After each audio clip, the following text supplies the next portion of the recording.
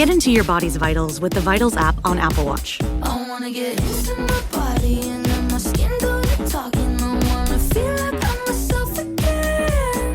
The Vitals app tracks key overnight metrics so you can spot changes in your health before you feel them. The Vitals app on Apple Watch. iPhone XS or later required. The Vitals app is for wellness purposes only and not for medical use.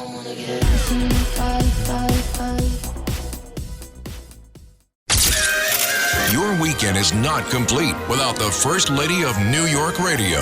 It's the Joan Hamburg Show. Talk Radio 77 WABC. Two women, two incredible stories on today's Joan Hamburg Show.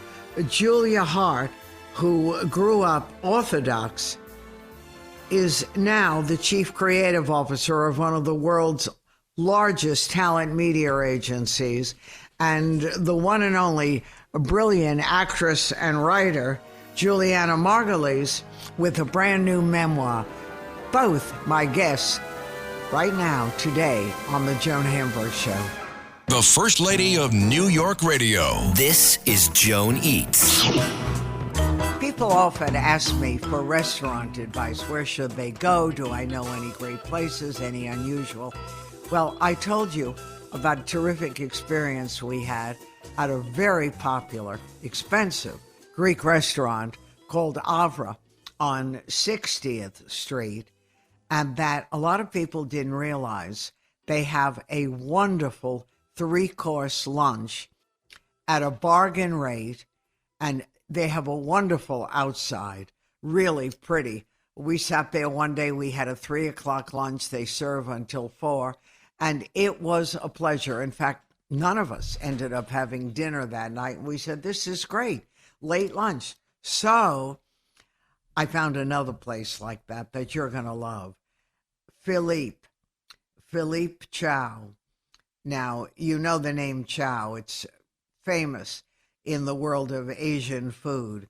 But Philippe, the restaurant on 33 East 60th Street, run by Philippe Chow, has a price-fixed lunch, $36.50, serve inside or outside. Their website is philippechow.com, PhilippeChow. And this is a really good deal. You've got a first course where you can have a soup or a chicken satay on a skewer, or lettuce wraps, our favorite. It's all minced chicken with zucchini and bamboo shoots and Hoisin sauce, chicken lettuce wraps or vegetable wraps or seaweed, crispy seaweed with walnuts. You pick, and then you have your main second course, which is a Beijing chicken, crispy beef, velvet chicken, and seared bronzino, just delicious. Third course, and they say you can even take that to go if you're too full. Red velvet cake, flourless chocolate cake, sorbet or ice cream. And I'll tell you what we do sometimes. The price fixed is so huge.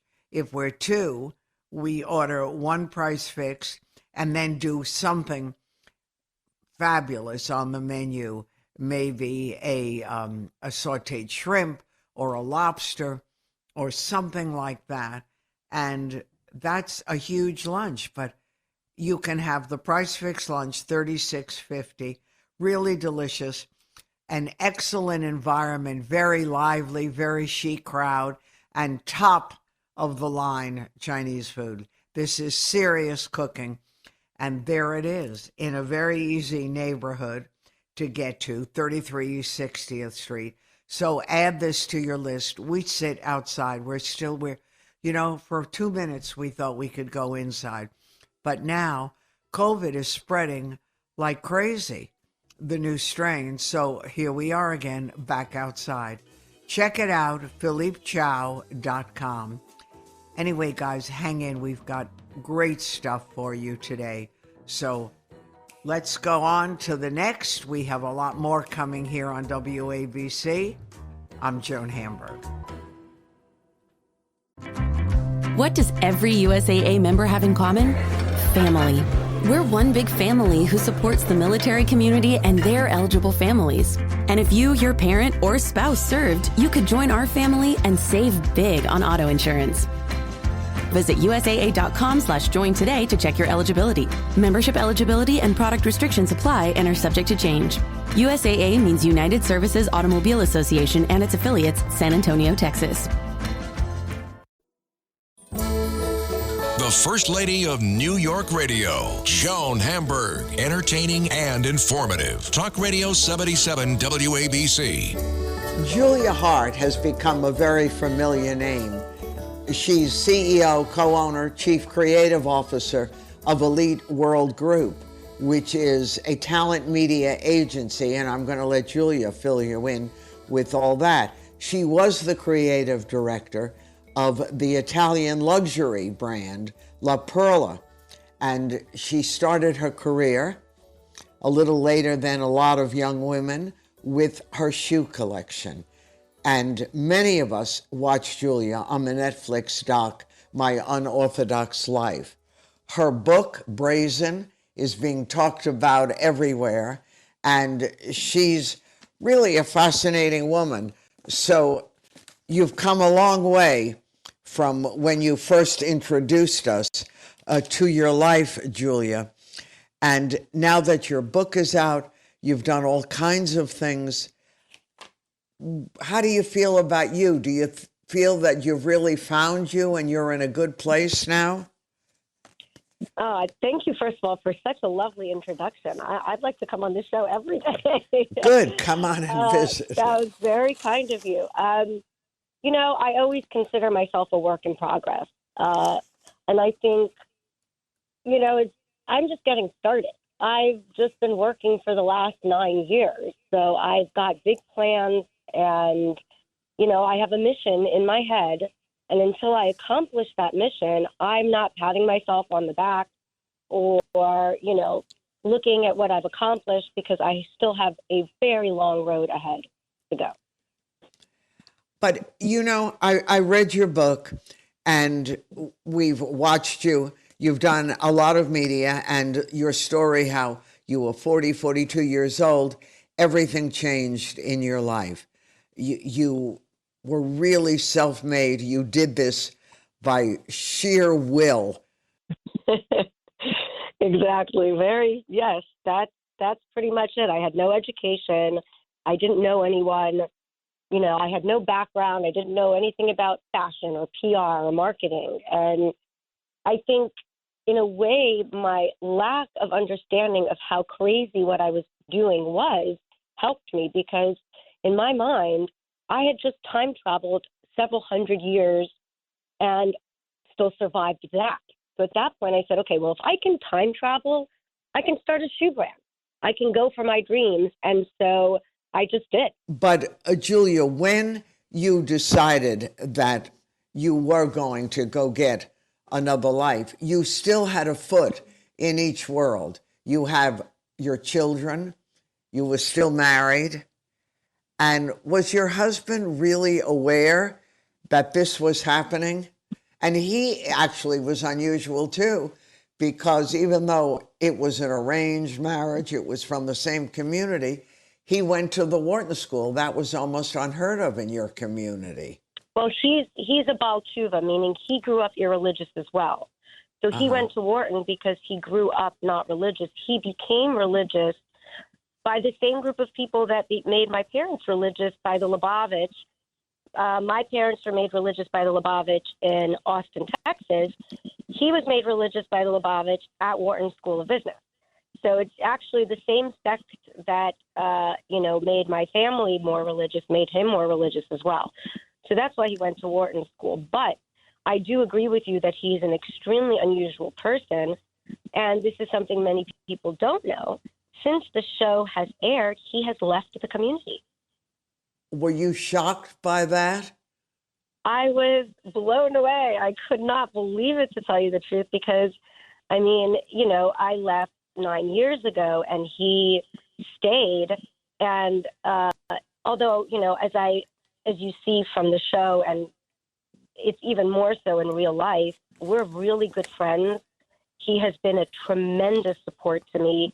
I never blamed him for what happened, in our marriage, because he was as much a victim as I was. Right. But now, he left the community. He married a woman who has a college degree, does not cover her hair. He is still religious, but he's completely modern Orthodox. He's not fundamentalist at all. He's got televisions in his home, and he took off his black hat. And when people gave him grief for coming on the show and supporting me, he defended me and said, "This is my family. Even if we're not married, she is still a dear friend of mine, and I'm going to support her." So he truly is a very unusual and extraordinary man, and I am very grateful that that has been my experience, because most people who leave my world lose their children. And Right. Well, that's... Yeah. I was going to ask you, I'm talking to Julia Haart, star of the Netflix reality series, My Unorthodox Life, and a new book called Brazen. So with you leaving, with your husband leaving the ultra-Orthodox, more than that, what happened to those children who were brought up from birth in this community? So my daughter, Bathsheba, my eldest, she is currently going through a divorce, and she has a fantastic career. She is a influencer on, Instagram and TikTok. Mm-hmm. She has done co-branding and designed for a bunch of brands. She just did a co-branding with a jewelry company. My daughter Miriam is about to graduate Stanford University. Wow. Yeah, she's in her last semester at Stanford. And in fact, she is the youngest person in Stanford history to give a class, because when she was a freshman, she gave a class in augmented reality. And this is a girl who didn't own a computer before she was 13 years old. Wow. So that's Miriam at Stanford. And my son Shlomo just graduated Columbia and is applying to law school. And my youngest, Aaron, is the only one still straddling both worlds. He is actually more religious than my husband. Oh, and where does he live? So we co-parent. So he spends half the week here with me in my apartment and half the week with my ex-husband in Teaneck, New Jersey. Okay, so basically everyone is functioning on a good level. And no matter how many times we hear it and read it, and certainly I couldn't put Brazen down, because even though I had seen the TV series and everything else, you have to really be part of it and read it to understand it. But explain again, when you took all your courage and left the community, which is frightening. It's like being thrown in a country with a new language. No, it's really... Right? Explain. So have you ever seen, do you remember that movie? It's with Meg Ryan and Hugh Jackman. He's like, I can't remember what it's called. He travels in time. He's from the 1700s, and he falls through this wormhole in time, and he ends up in the 21st century, and he's in Manhattan, and he's a 17th century man. That's what it felt like. Mm. Walking out of my world, and that's how I speak about it. I speak about it as my world and this world, because it was time travel.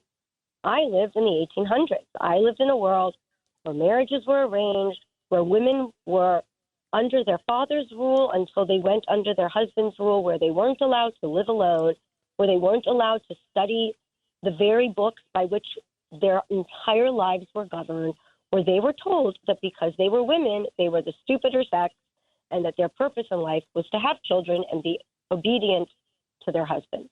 So I really grew up in a time that is very similar to what, you see now on Downton Abbey or Bridgerton and any of these, minus the fancy dresses and the fabulous parties. So, for me, it wasn't like going into a new country. It was going to Mars. It was time travel. And that sense of disorientation was tremendous. No one knew me. I didn't know a single human being. I'd never been to a bar. I'd never been on a date. I'd never been to a nightclub. I'd never written in an invoice. I knew nothing about the outside world. I knew nothing about modern culture. I was truly a time traveler. And so that feeling of going from a very cohesive community to being so alone that not a single human being knows of your existence, it's an extremely jarring, shocking thing to do. And you did it. But explain the shoe story, because there you were in your community. You love fashion. You always drew and did things like that. But as you said, it was for you. It was a private thing. No one in the outside world knew. So exactly. Tell the shoe story, because no matter how many times we hear it, it's still hard to believe. So basically, when I came out, my dream had been to be a fashion designer for as long as I can remember dreaming, which basically for someone like me in the world I lived in was like, dreaming of not having to breathe on a Wednesday. I mean, it was a ludicrous dream, but it's something that I couldn't get out of my head. I mean, I drew and designed my entire life in the community without any education, without any background. So when I come out, I want to be a fashion designer. And so I meet this guy completely, by chance at a restaurant. And he owned a fashion company at the time. He was contemplating purchasing a fashion company. I tell him, I want to design clothing and shoes. And lo and behold, he gives me that as an option. And now all of a sudden, I'm designing shoes for this brand. And then the deal falls through. And there's no brand anymore. And so now I'm left with all these beautiful shoe designs and no company to design it for. And so that's how Julia Haart Shoes was born. And I had all of these beautiful designs, beautiful shoes, but I had no idea how to manufacture them, how a shoe was made. I knew that shoes are from Italy. That's all I knew. And so I literally flew myself down to Italy, sat in, in all of these companies and factories until I literally taught myself how to make shoes. And then I realized that wasn't enough. I wanted to make shoes that eradicated the concept of suffering for beauty. It wasn't sufficient to simply make beautiful shoes. The whole idea of women suffering for beauty, to me, is as archaic as the world I come from. And so then I determined that my shoes would not only look beautiful, but would feel beautiful. And so I created and got a patent pending this, what we called Cloud9 technology, which basically ergonomically redesigned the shoes so that the pressure points were evenly distributed across the entire foot, thereby alleviating the pain of the entire pressure of your body being on the ball of your foot. And so those shoes that we created and designed, which were made with the most luxurious materials, within a year were being sold in 17 countries. And within 2 years, with the co-branding of La Perla, we're being sold in over 127 points of sale. But initially, Julia, wait 1 minute, I'm talking to Julia Haart. Initially, where did the money come from? You had never really earned, you had babysitting money. You had no money. Yes. So I did work behind the scenes without anyone in my community knowing. I did sell life insurance. That was my freedom money. So while I was Did you sell it to the community or outside the community? Completely outside of the community. No one in the community knew I was selling life insurance. And of course, I didn't know anyone outside of the community. So it was literally cold calling and, word of mouth, because I couldn't use any of the contacts and people I knew because I didn't want them to know I was selling life insurance. Mm-hmm. Not a single person in my community had any idea that that's something I was doing. Mm. So all this is going on, and you mentioned La Perla, which was an incredible brand. So how did you get involved in that? You've got your shoes, which again is a whole new language, raising money, dealing with people, knowing markets here and abroad. That's right. I mean, I was really so naive and so easily taken advantage of. People spotted the talent that I had and my hard work ethic and thought, okay, we can ride on this woman's coattails. And so, you know, there were a lot of charlatans who took advantage of me in the beginning of my story. And even today, you know, as we see, I'm still learning and realizing that I'm too trusting and that, you know, I do the work and then someone else tries to swoop on in and take the credit. I mean, this is something I think women face very constantly, even in this world. And so La Perla happened because I wanted to get my shoes into Hong Kong. I thought the Asian market was a very, very powerful market, and it, you know, it really is one that is perfectly situated for luxury and for uniqueness. And so I met this guy in Hong Kong to try and convince him to help me get my shoes into stores in Asia. And he was at the time told me that he was sitting on the board of this lingerie brand called La Perla, and that La Perla was endeavoring to become a full fashion brand and had tried to be, you know, to sell shoes, but it wasn't successful. And so he thought that my shoes, because not only were they incredibly beautiful, but they were so comfortable, he thought that my shoes with lingerie would work very well. And so I designed a collection for La Perla. I showed it to the creative director at the time and the merchandising team and the owner. They loved it. And in April of 2015, 2 years after I walked out the door, I had a co-branding Julia Haart shoes with La Perla. And that transformed into, Julia, can you design handbags? Julia, can you design clothing? Julia, can you design lingerie? And so within 1 year, I became creative director of the entire brand. Wow. And co-owner and former CEO of Elite, which is the World Group, and many other things. And at that point, you ended up marrying the guy who was the head of La Perla. Correct. And now divorcing the guy who was the head of La Perla. I mean, your life has, it's spinning. It's so fast. It's constantly changing. And look, I'm still in the same place that I was back then, but in a very different sense, meaning back then I had to fight for freedom alone. I had to fight for recognition alone. Today, what I've accomplished at EWG has been shown all over the world. There have been newspaper articles, television interviews. The entire My Unorthodox Life is about the change that I've brought to the industry. So, you know, to be in the position where a man again is trying to denigrate me, take away everything that I've worked for, is not new to me. But I think the difference here is that now I have people. I'm not a zero anymore. You know, I have a voice, and that voice will never be silenced. And, you know, I will fight until the day that I'm vindicated, like I have done since I've walked out that door. So you know, it's not the first time I've been taken advantage of, and I'm sure it's not going to be the last time. And I think many women have been in my situation.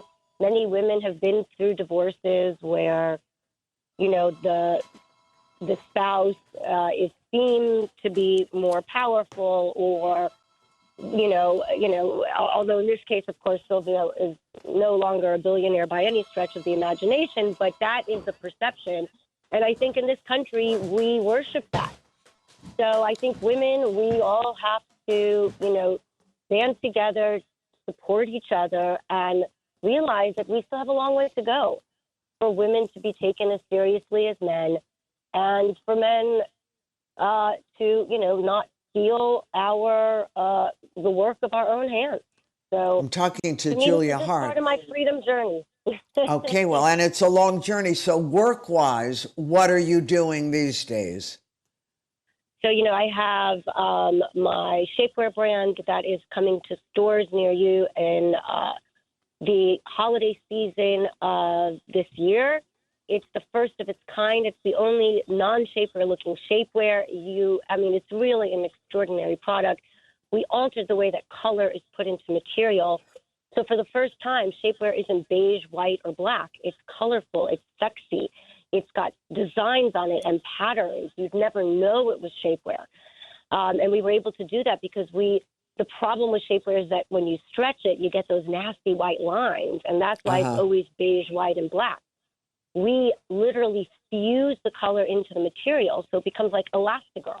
No matter how hard you stretch it, you never see those lines. And so we've created a shapewear that you could wear in, you could wear out, you could wear it under a jacket, you could wear it as a dress.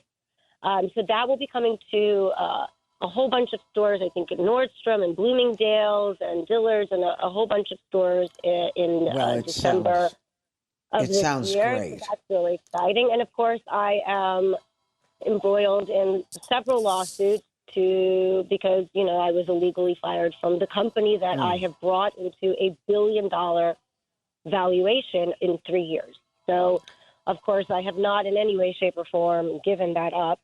I'm very proud of what we at EWG accomplished in the last 3 years through the most difficult time period of COVID. And we have grown and created incredible opportunities for our talent. And so I'm still fighting that battle as well as everything else. So you've got a lot on your plate. And during all this, because the transition initially was so fast and took on a life of its own, how is your head? I mean, how do you deal with this? People with little tiny changes are falling apart. COVID made people depressed and having all kinds of mental issues. So how did you hold Julia Haart together?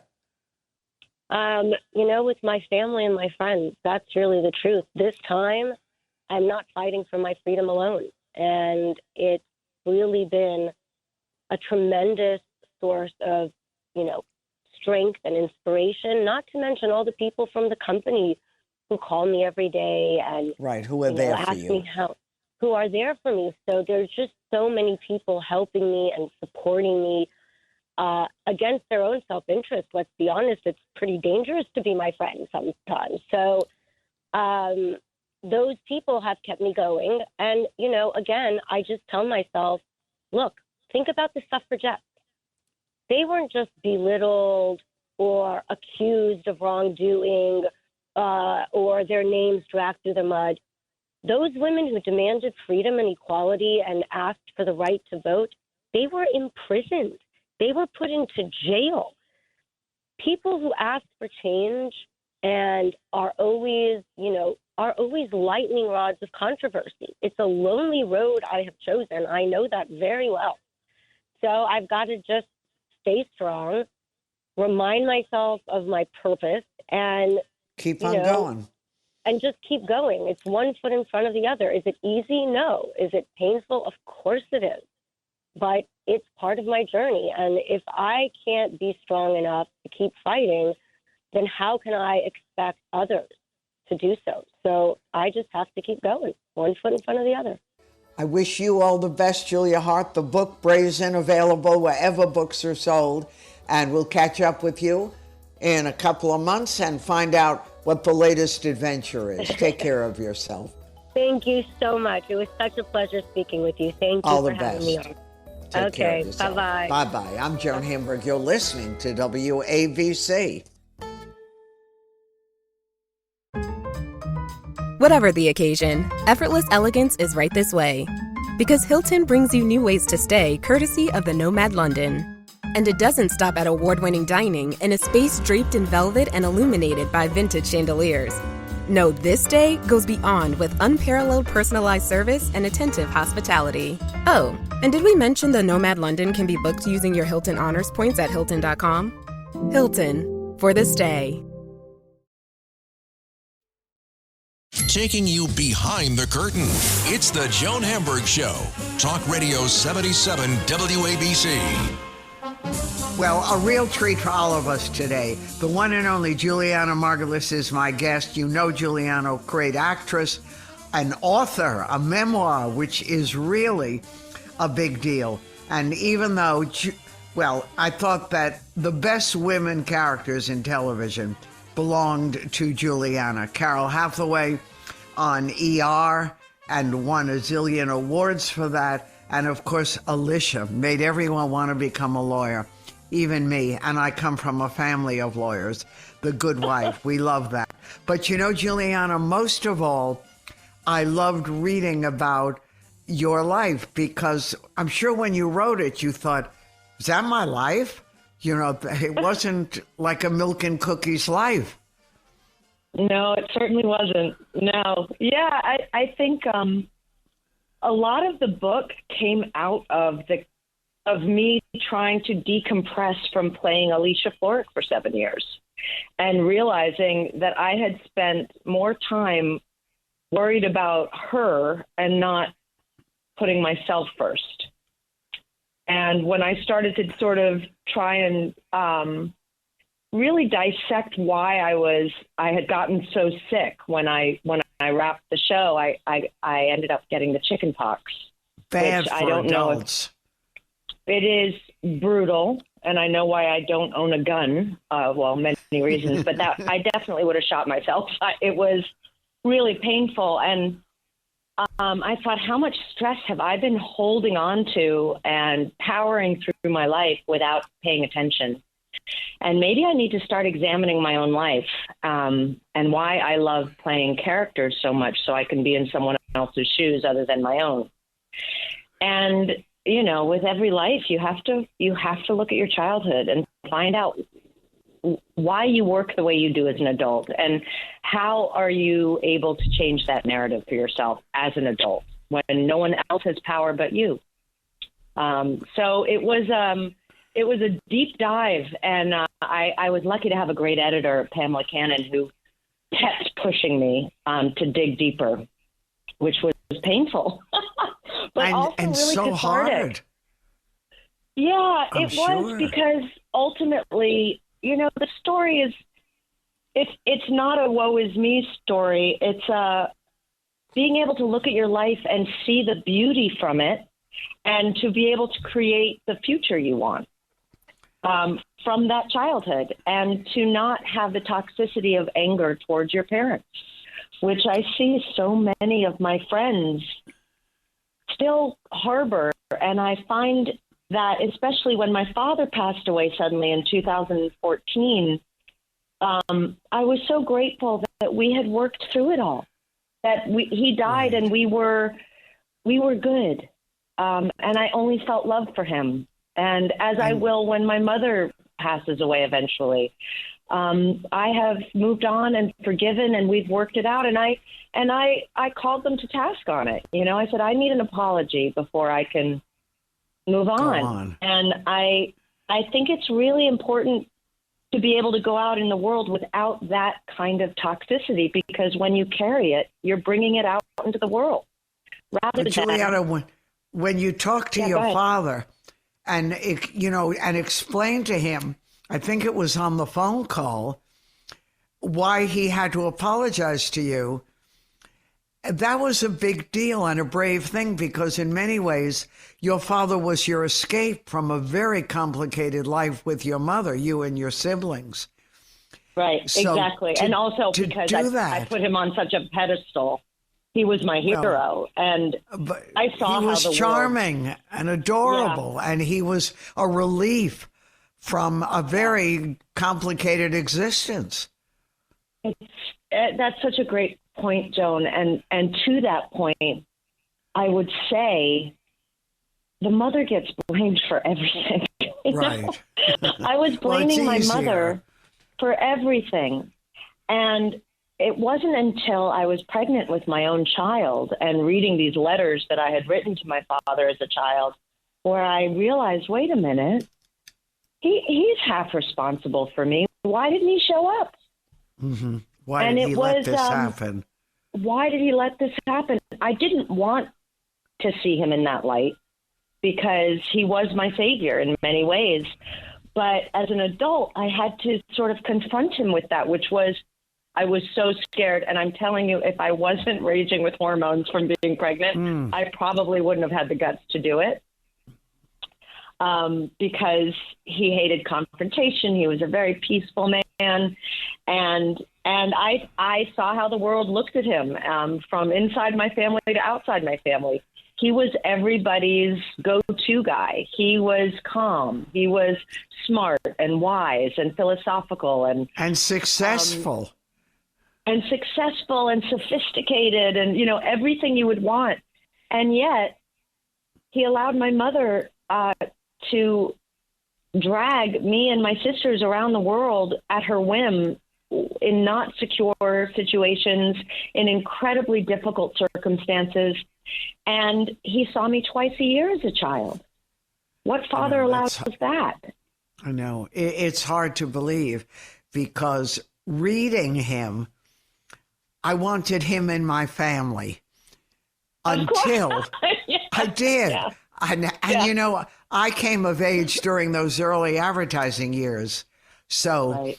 the jobs that your father had were like dreams. If only someone like Mary Wells would send us to England or us to someplace. But, you know, we didn't have the mothers that, even though they were divorced, who said, well, he's living there. Why should I live here in the burbs? I'm out of here. Come on, girls, we're going. So you girls were unreal. Now, I was curious about your sisters after you did the book. What was, forget your mother and father, we'll get there, but what was that reaction?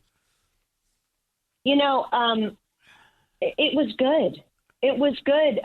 My eldest sister, Alexandra, thanked me.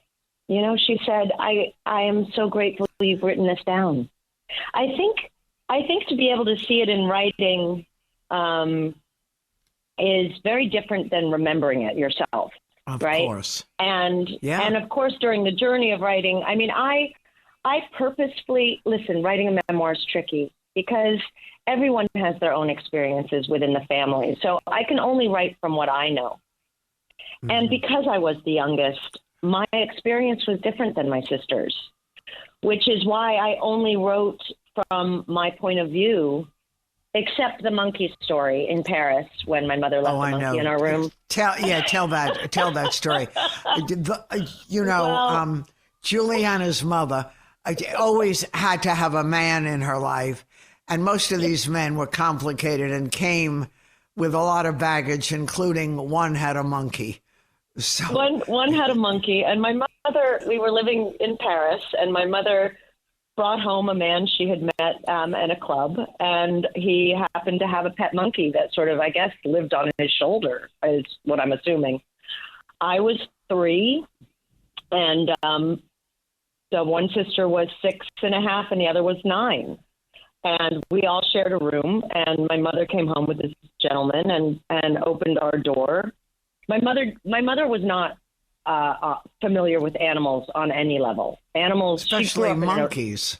Especially monkeys. So I think she just wasn't thinking, but she opened our door. We were sound asleep, and she put the monkey in our room and went off to her room with this man. The boyfriend, right? And the new man. The new guy.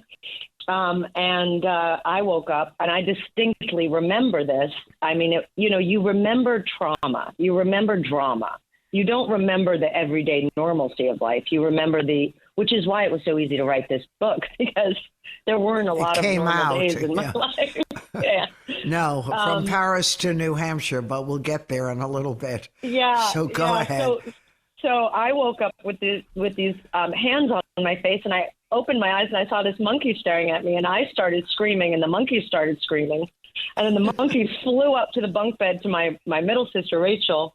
She started screaming. They flew down to Alexandra's bed, and there was a flying monkey, like, just screaming in our room, and we're all screaming. And my mother comes in and puts on the light and says, "What is all the ruckus?" And we're like, "Mom, there's a monkey in our room."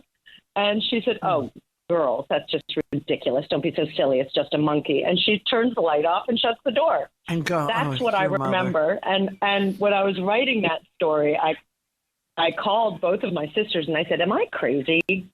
Or did this happen?" This is what I remember. And then they each gave me their own version of that story. And so in the book, I'm trying to be as truthful and honest as possible. So I said, how can 3 girls all remember the same story in a different variation? But yet my mother says that never happened. But the 3, I know, because in her world, it didn't happen. It was just something he came with, like a new shirt. Exactly. What's the big deal? No big deal. So, but, yes, there were a lot of experiences like that. you had a lot, and who knew what country you were going to be in from one moment to the next. But the truth is, you're, to me, a very unusual actress in that you are so much your character, so inside your character, that I remember when it was almost the end of The Good Wife, I thought, how is Juliana going to become Juliana again?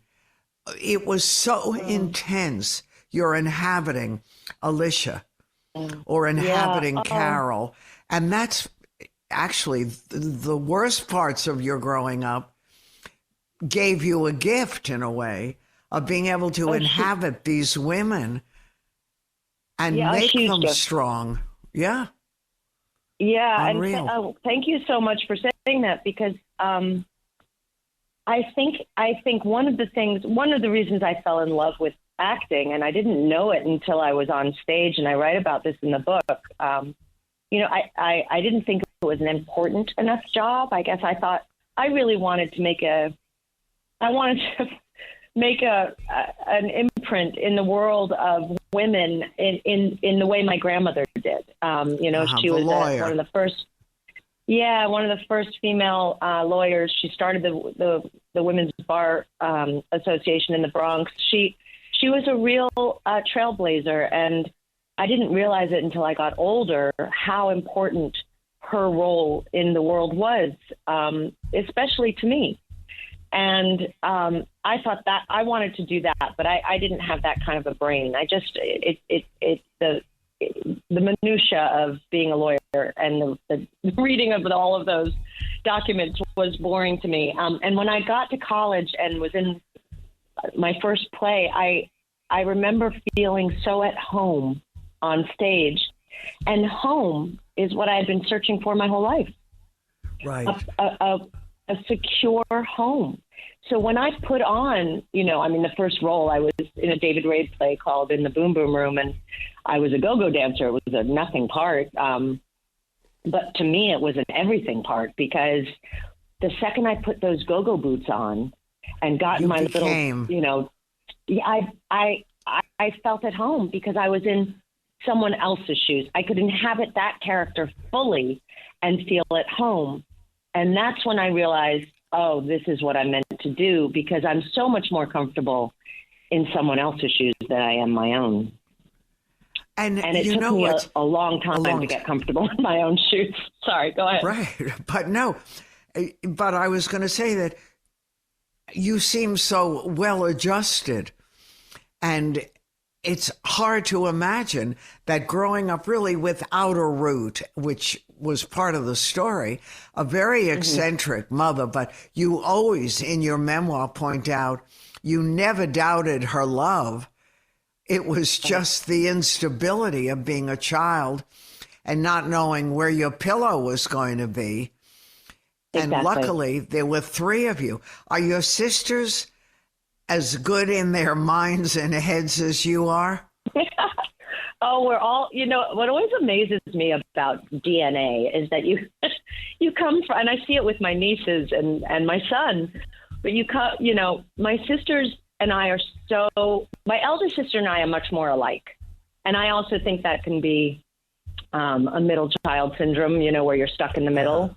I often hear middle children complain about being stuck in the middle. And my middle sister was stuck in between two, even though me and Alexander are very different. My eldest sister was a ballerina, which the discipline you need to be a ballerina is insane. I mean, which is also quite a remarkable thing that my mother, who had studied ballet since the age of 7, and was with the American Ballet Theater Company until she met my father, basically. It is amazing that someone from such a disciplinary background ended up such a free, wild, crazy, unorganized spirit, But exactly. Back to the sibling, it just always amazes me that you can come from the same DNA and be completely different. We're all so different in our own ways, and we interpreted things differently. And I think, I write about the order you're born in and how I really do think that affects who you become in the world, because I was so protected by them, by both of them. And they didn't get along as well as I got along with both of them. And I think it's because they were much closer in age. And so they were both vying for my attention. And they were assuming the role in the family. Your big sister was, in a way, the surrogate mother, and so disapproving of your mother, which the others felt was a little complicated to do that. But the big one went right after her.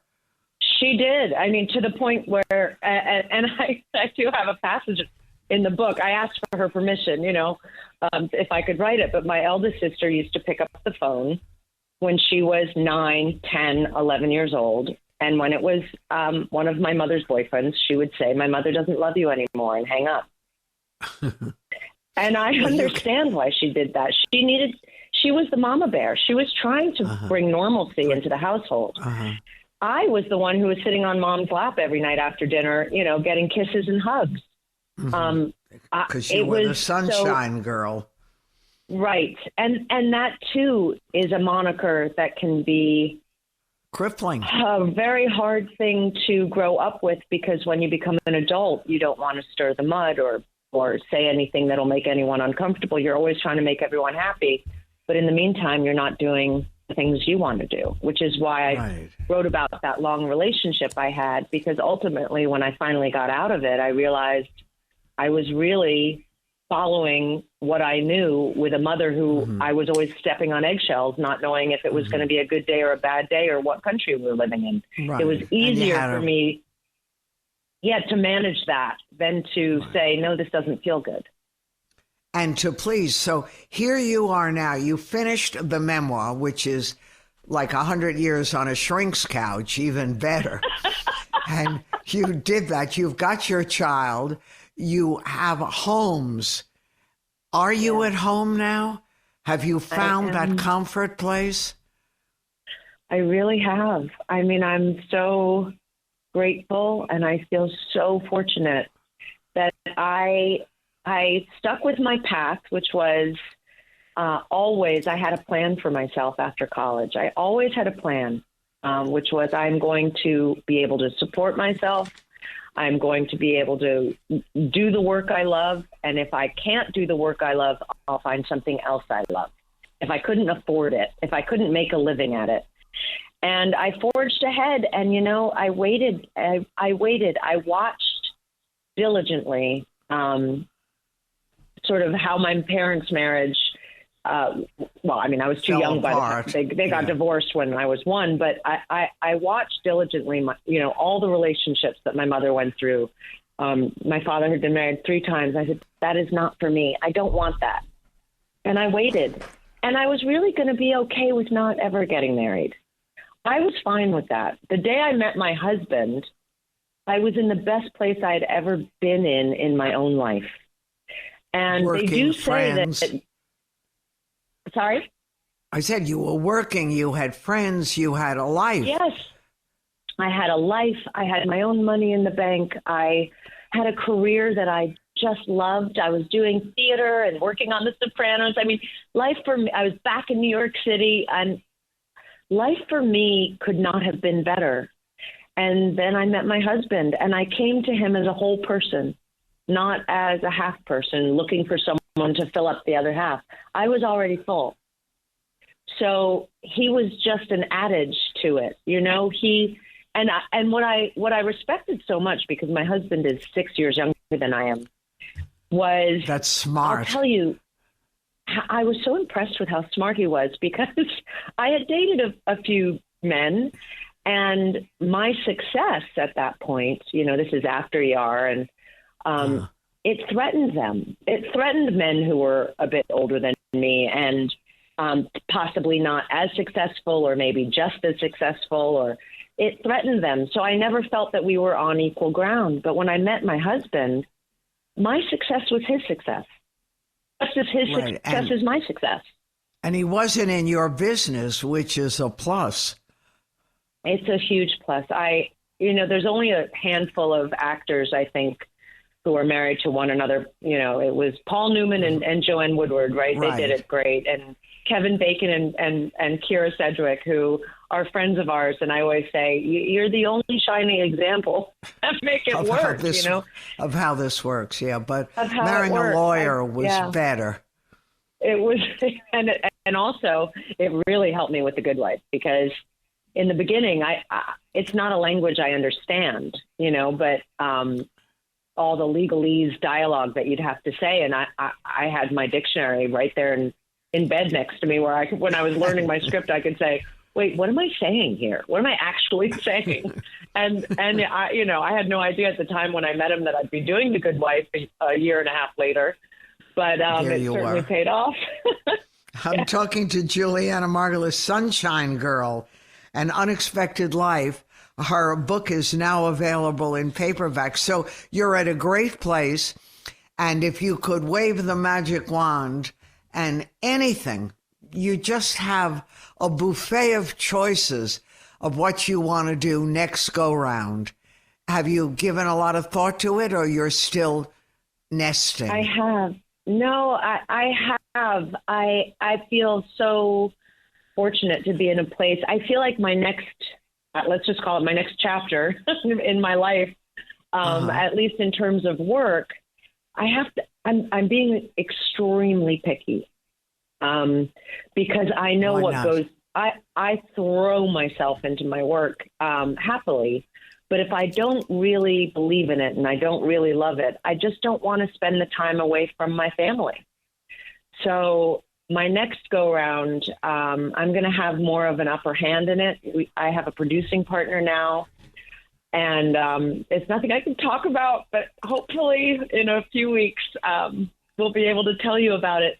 But I'm trying to find a character that is so opposite Carol Hathaway and Alicia Florrick, because I've been lucky enough to have such great writing. So to me, what the most important thing, and every actor will tell you, if it's not on the page, it's not on the stage. So it's such a collaborative effort, and I have found the most incredible writer, and we're working on something. So I'll let you know when that time comes. Okay, but we're excited. I am going to. I'm done with I could never do 22 episodes again, because it's just humanly impossible to do what I did. I look back at my years on The Good Wife, and I can't believe I did it with a little baby at home. Because if you really, really do the work, there's just no time to live. And I love living, and I want to enjoy life. I really enjoy the company of my family and friends, and I want to celebrate that all the time. So my next foray will be 8 to 10 episodes a year but I've been really having fun doing the morning show. I have to say, it's been a vacation for me. I know. We can't wait. It's coming back, right? It's coming back. And what's so great, and I always say to Reese, because I see what she's doing, you know, she's executive producing. She's, you know, one of the stars of the show. And I go, honey, you have to take a breath. You can't have it all in one day. It'll happen. Let's slow down, because I can see what it does, you know, to her. And she's got 3 children, and it's a lot. It's a lot, and it's a great problem to have, right? I mean, and there's no complaints. So I feel very lucky. Continued success, happiness, Sunshine Girl. It's Julianna Margulies' new book. It's her book, but it's out in paperback now. It's a wonderful read, because among her skills, writing. So she may end up going in all kinds of exciting directions. All the best to you and your family. I look forward to talking to you again. Thank you so much, Joan. It was so lovely to talk to you. I enjoyed it. I'm Joan Hamburg, and you're listening to WABC. More ahead. The First Lady of New York Radio. This is Ask Joan. Many of us are into gardening, and if you've checked your local grocery store and look at how expensive produce is, you may be like me, back to vegetable gardens. I have a raised bed vegetable garden. My property is too wet. We tried a normal one, and it just didn't work. Between the deer, the wild turkeys, and the water level, we went back to the patio with a big raised bed. And I have a lot of gardening questions, but what I learned is that the Cooperative Extension Service in your area can help you. It's provided by the state, and they work in partnership with local governments. They're run by university employees, volunteers, and it really works. It's good. Every level, like me, to farmers, they're terrific. In New York, we have the Cornell University Cooperative Extension. They are throughout the state, and that includes Suffolk, Nassau, Westchester. They're all over the place. In New Jersey, it's the Rutgers Cooperative Extension Service. 27 different counties there have it. Go to, and I'm going to tell you exactly how to do it, njaes.rutgers.edu/extension, and they have an extension in Connecticut.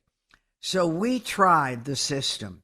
We went online to cals.cornell.edu/ and we found one in Riverhead, and they have a horticultural hotline at 631-727-4126 weekdays, 9 to noon. They answered. They were helpful. They didn't put you on hold. They told me how to rescue my container gardens, that you don't need to remove all the soil, a third of it, and replace it with a bag soil mixture that has fertilizer in it. Anyway, it was great, and I loved having that available. If you're going to have a vegetable garden like me, you may need help, because the garden is fun, but it's nice to know from the experts what to do. So go ahead. It's almost welcome summer, and I'm so glad you guys are with me. But I'm looking at the clock, and it's 3 o'clock, so I'm going to say have a rest of a beautiful Sunday, and we'll do this again next week. We do it every Sunday at 2 o'clock.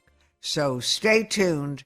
WABC has a great roster all day, every day. I'm Joan Hamburg for the very one WABC Radio.